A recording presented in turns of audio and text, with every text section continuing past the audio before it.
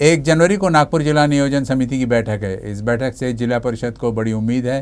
कांग्रेस सत्ता वाली जिला परिषद की उपाध्यक्ष ने पालक मंत्री से जिले के विकास के लिए उनके द्वारा मांगी गई निधि उपलब्ध करा देने की अपील की है। कांग्रेस की सत्ता वाली नागपुर जिला परिषद के पदाधिकारी लगातार राज्य सरकार पर अपेक्षाकृत विकास निधि नहीं दिए जाने का आरोप लगाते आ रहे हैं। आरोप यह भी है कि विकास निधि जानबूझकर नहीं दी जा रही है। इसी बीच 1 जनवरी को जिला नियोजन समिति की बैठक आयोजित की गई है। इस बैठक में जिला परिषद की मांग है कि बिना राजनीति के जिले के विकास के लिए निधि उपलब्ध कराई जाए। जिला परिषद के उपाध्यक्ष कुंदा राउत के मुताबिक जिला परिषद द्वारा विकास निधि के लिए प्रस्ताव भेजे गए हैं।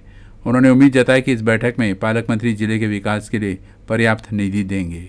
नागपूर जिल्हा परिषदेच्या अंतर्गत नागपूर जिल्हा नियोजन समितीला तीर्थक्षेत्र आणखी 3054 आणखी नागरिक सुविधा जनसुविधा याचे आम्ही प्रस्ताव पाठवले होते। त्या प्रस्तावाला अजूनपर्यंत मंजुरी नाही आली आहे आणि आता अधिवेशनामध्ये आम्ही पालकमंत्री महोदयाला भेटायला गेलो, पण त्यांची भेट आमची झाली नाही। आम्ही वारंवार पत्रव्यवहार केलेला आहे आणि आताच नुकतेच जिल्हा परिषदला एक पत्र आलेलं आहे की 1 तारखेला जिल्हा नियोजन समितीची बैठक आहे।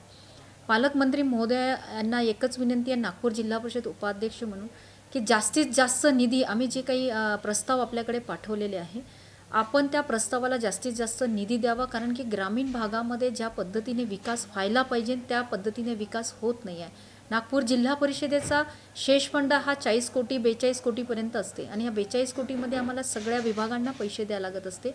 पाहिजे तसा आम्ही विकास नागपूर जिल्हा परिषदेच्या वतीने करू शकत नाही जोपर्यंत राज्य शासन आणि नागपूर जिल्हा नियोजन समितीकडून आम्हाला फंड येत नाही।